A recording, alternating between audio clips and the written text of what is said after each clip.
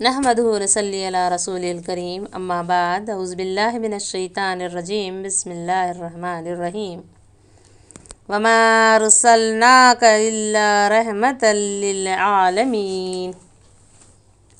عزیز بہنوں، السلام علیکم ورحمۃ اللہ وبرکاتہ۔ میرا عنوان محاضرہ ہے نبوت سے ہجرت تک۔ یہ دوسرا حصہ ہے۔ حضرت حمزہ اور حضرت عمر رضی اللہ تعالیٰ عنہ کا اسلام 6 نبوی۔ آن صلی اللہ علیہ وسلم کے چچا حضرت حمزہ رضی اللہ تعالیٰ عنہ کو آپ سے خاص محبت تھی۔ حضرت حمزہ نے اسلام قبول کر لیا۔ اس کے 2-4 روز بعد ہی حضرت عمر رضی اللہ تعالیٰ عنہ بھی اسلام لائے۔ ابن حشام نے ایک واقعہ عبداللہ بن مسعود کی زبانی روایت کیا ہے۔ جب عمر رضی اللہ تعالیٰ عنہ اسلام لائے تو قریش سے لڑے، یہاں تک کہ کعبے میں نماز پڑھی اور ان کے ساتھ ہم لوگوں نے بھی پڑھی۔ مسلمانوں پر ظلم کے طریقے۔ بہرحال قریش نے جور و ظلم کے عبرتناک کارنامے شروع کیے۔ جب ٹھیک دوپہر ہو جاتی تو وہ غریب مسلمانوں کو پکڑتے۔ عرب کی تیز دھوپ ریتیلی زمین کو دوپہر کے وقت جلتا توا بنا دیتی ہے۔ وہ ان غریبوں کو اسی توے پر لٹاتے، چھاتی پر بھاری پتھر رکھ دیتے کہ کروٹ نہ بدلنے پائیں، بدن پر گرم بالو بچھاتے، اس پر چت لٹایا، ایک شخص چھاتی پر پاؤں رکھے رہا کہ کروٹ بدلنے نہ پائے، یہاں تک کہ کوئلے پیٹھ کے نیچے پڑے پڑے ٹھنڈے ہو گئے۔ حضرت بلال پر بے شمار ظلم ہوئے۔ حضرت سمیہ حضرت عمار کی والدہ تھیں، ان کو ابو جہل نے اسلام لانے کے جرم میں برچھی ماری اور وہ ہلاک ہو گئیں۔ یاسر حضرت عمار رضی اللہ تعالیٰ عنہ کے والد تھے، یہ بھی کافروں کے ہاتھ سے اذیت اٹھاتے ہلاک ہو گئے۔ حضرت ابو فقیہ صفوان بن امیہ کے غلام تھے، حضرت بلال کے ساتھ اسلام لائے۔ امیہ کو جب معلوم ہوا تو طرح طرح کے ظلم کیے، نہ صرف صحابہ بلکہ صحابیات پر بھی مشرکین کے ظلم ہوئے۔ حضرت لبینہ ایک کنیز تھی۔ حضرت عمر اسلام سے پہلے مارتے مارتے تھک جاتے تو کہتے کہ میں تھک کر چھوڑ دیا۔ زنیرہ کو ابو جہل نے اتنا مارا کہ ان کی آنکھیں جاتی رہیں۔ نہدیہ اور ام ابیس رضی اللہ تعالی عنہما بھی کنیزیں تھیں، سخت مصیبتیں جھیلتی تھیں۔ حضرت ابوبکر نے رضی اللہ تعالیٰ عنہ نے ان مظلوموں میں سے اکثروں کی جان بچائی۔ ان غلام اور کنیزوں کو بھاری بھاری داموں پر خریدا اور آزاد کر دیا۔ ہجرت حبش 5 نبوی۔ قریش کے ظلم جب بڑھنے لگے تو نبی صلی اللہ علیہ وسلم نے ہدایت کی کہ حبش ہجرت کر جائیں۔ حبش قریش کا قدیم تجارت گاہ تھا، وہاں کا بادشاہ عدل و انصاف میں مشہور بھی تھا۔ اس ہجرت اول میں 11 مرد 4 عورتیں بھی تھیں۔ ان لوگوں نے 5 نبوی ماہ رجب میں سفر کیا۔ نجاشی کی بدولت مسلمان حبش میں امن و امان کی زندگی بسر کرنے لگے۔ قریش یہ خبریں سن کر غصے میں آئے اور نجاشی اور اس کے درباریوں کے لیے قیمتی تحفے دے کر ایک جماعت کو بھیجا۔ ان لوگوں نے درباریوں سے مل کر تحفے دیے اور کہا ہمارے چند نادان لوگ یہاں آئے ہیں، ایک نیا مذہب ایجاد کیا ہے، ہم ان کو نکال دیا تو آپ کے ملک بھاگ آئے ہیں۔ دوسرے دن دربار میں مسلمانوں کو بلا بھیجا۔ نجاشی کے دربار میں حضرت جعفر نے اپنی تقریر شروع کی۔ ہم لوگ ایک جاہل قوم تھے، بت پوجتے، مردار کھاتے تھے، بدکاریاں کرتے تھے، ہمسایوں کو ستاتے تھے، بھائی بھائی پر ظلم کرتا تھا، قوی لوگ کمزوروں کو کھا جاتے تھے۔ اسی اثناء میں ہم میں ایک شخص پیدا ہوا جس کی شرافت اور صدق و دیانت سے ہم لوگ پہلے سے واقف تھے۔ اس نے ہم کو اسلام کی دعوت دی اور یہ سکھلایا کہ ہم پتھروں کو پوجنا چھوڑ دیں، سچ بولیں، خون ریزیوں سے باز آئیں، یتیموں کا مال نہ کھائیں، ہمسایوں کو آرام دیں، عفیف عورتوں پر بدنامی کا داغ نہ لگائیں، نماز پڑھیں، روزے رکھیں، زکوٰۃ دیں۔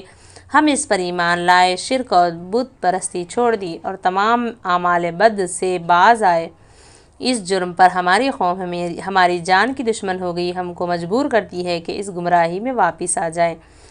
نجاشی نے کلام الہی سنا۔ سورہ مریم کی چند آیتیں سن کر نجاشی پر رخت طاری ہوئی اور آنکھوں سے آنسو جاری ہو گئے۔ پھر کہا خدا کی قسم یہ کلام انجیل دونوں ایک ہی چراغ کے پرتو ہیں۔ یہ کہہ کر سفرائے قریش سے کہا تم واپس جاؤ، میں ان مظلوموں کو ہرگز واپس نہ دوں گا۔ حبش میں کم و بیش 83 مسلمان ہجرت کر کے گئے۔ محرم 7 نبوی شیب ابی طالب میں محصور ہونا۔ قریش دیکھتے تھے کہ اس روک ٹوک پر بھی اسلام پھیلتا جا رہا ہے۔ عمر اور حمزہ جیسے لوگ ایمان لا چکے ہیں۔ نجاشی نے مسلمانوں کو پناہ دی ہے۔ مسلمانوں کی تعداد میں اضافہ ہوتا جا رہا ہے۔ یہ تدبیر سوچی کہ آن حضرت صلی اللہ علیہ وسلم اور آپ کے خاندان کو محصور کر کے تباہ کر دیا جائے، یعنی بائیکاٹ۔ ایک معاہدہ کیا کہ کوئی شخص نہ خاندان بنی ہاشم سے قربت کرے گا، نہ ان کے ہاتھ خرید و فروخت کرے گا، نہ ان سے ملے گا، نہ ان کے پاس کھانے پینے کا سامان جانے دے گا، جب تک کہ وہ محمد صلی اللہ علیہ وسلم کو قتل کے لیے حوالے نہ کر دیں۔ یہ معاہدہ منصور بن اکرمہ نے لکھا اور کعبے پر لگا دیا۔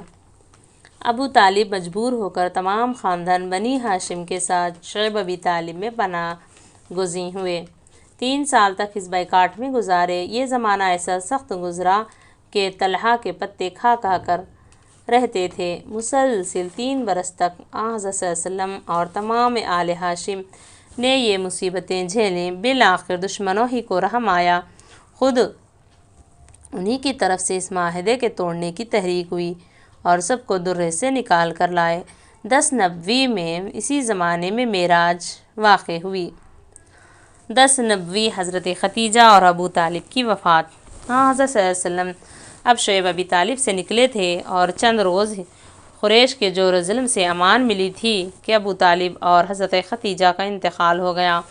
ابو طالب کے وفات کے وقت آن حضرت صلی اللہ علیہ وسلم ان کے پاس گئے۔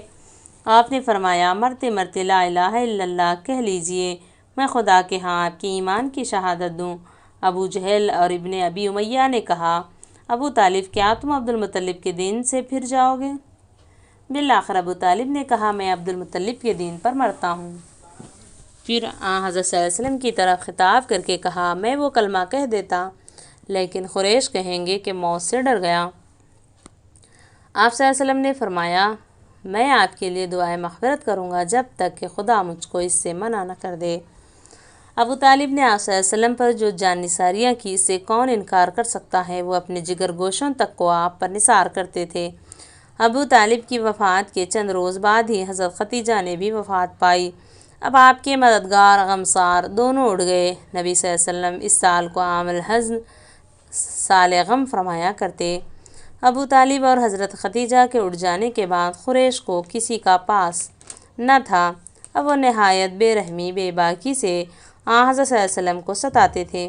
اہل مکہ سے تو قطعی نا امیدی تھی، اس لیے آپ نے ارادہ فرمایا کہ طائف تشریف لے جائیں اور وہاں دعوت اسلام فرمائیں۔ طائف کے 3 امراء جو بھائی تھے عبد، یالیل، سعود، حبیب، آن حضرت صلی اللہ علیہ وسلم ان کے پاس گئے اور اسلام کی دعوت دی۔ ان تینوں نے جھٹلایا اور طائف کے بازاریوں کو بھار دیا کہ آپ کی ہنسی اڑائیں۔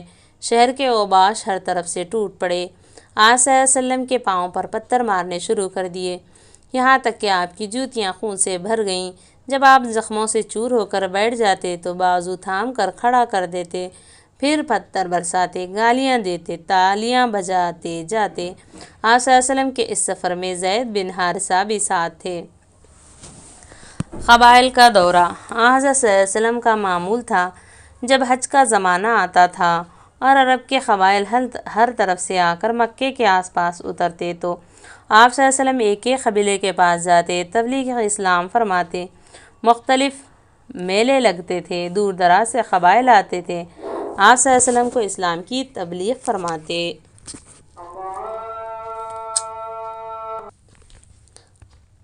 انصار کے اسلام لانے کی ابتدا۔ جب 10 نبوی کئی قبائل آپ کے پاس تشریف لائے، عقبہ کے پاس جہاں اب مسجد العقبہ ہے، خزرج کے چند اشخاص آپ کو نظر آئے۔ آپ نے ان کا نام نسب پوچھا، انہوں نے کہا خزرج۔ آپ نے دعوت اسلام دی اور قرآن مجید کی آیتیں سنائیں۔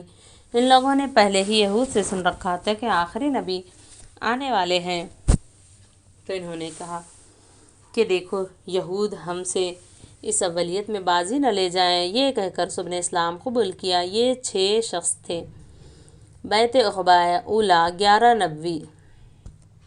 دوسرے سال 12 شخص مدینہ منورہ سے آئے۔ فرمایا کہ اسلام سکھانے کے لیے کوئی معلم ان کے ساتھ بھیجے۔ آپ صلی اللہ علیہ وسلم نے مصعب بن عمیر کو بھیجا۔ ان کے مدینے جانے کے بعد ہر روز اسلام پھیلتا گیا۔ اوس اور خزرج کے لوگ اسلام لائے۔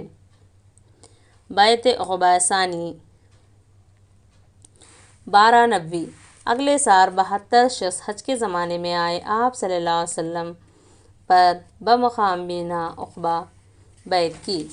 اس موقع پر حضرت عباس جو ابھی اسلام نہیں لائے تھے آپ صلی اللہ علیہ وسلم کے ساتھ تھے، انہوں نے انصار سے کہا، اے گروہ خزرج، محمد صلی اللہ علیہ وسلم اپنے خاندان میں معزز اور محترم ہیں۔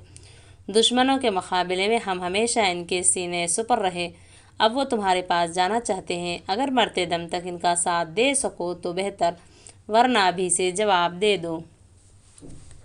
حضرت براہ رضی اللہ تعالیٰ عنہ نے نبی صلی اللہ علیہ وسلم کی طرف خطاب کر کے کہا، ہم لوگ تلواروں کی گود میں پلے ہیں۔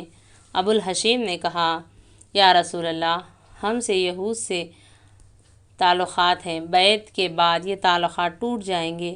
ایسا نہ ہو کہ جب آپ کو قوت اور اقتدار حاصل ہو جائے تو آپ ہم کو چھوڑ کر اپنے وطن چلے جائیں۔ آپ صلی اللہ علیہ وسلم نے مسکرا کر فرمایا، نہیں، تمہارا خون میرا خون ہے، تم میرے ہو اور میں تمہارا ہوں۔ نبی صلی اللہ علیہ وسلم نے جن باتوں پر انصار سے بیعت لی یہ تھیں: شرک، چوری، زنا، قتل اولاد اور افطراء کے مرتکب نہ ہوں گے۔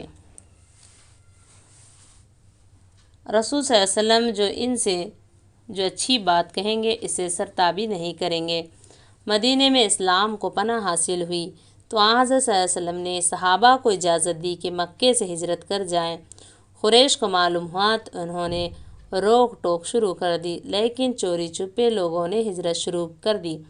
اکثر صحابہ چلے گئے، حضرت صلی اللہ علیہ وسلم اور ابوبکر علی رہ گئے، اور جو لوگ مفلسی سے مجبور تھے وہ مدت تک نہ جا سکے۔ یہ آیت انہی کے شان میں نازل ہوئی۔ وَالْمُسْتَضْعَفِينَ مِنَ الرِّجَالِ وَالنِّسَاءِ وَالْوِلْدَانِ الَّذِينَ يَقُولُونَ رَبَّنَا أَخْرِجْنَا مِنْ هَٰذِهِ الْقَرْيَةِ الظَّالِمِ أَهْلُهَا۔ کمزور مرد، عورتیں اور بچے جو یہ کہتے ہیں کہ اے خدا ہم کو اس شہر سے نکال کہ یہاں کے لوگ ظالم ہیں۔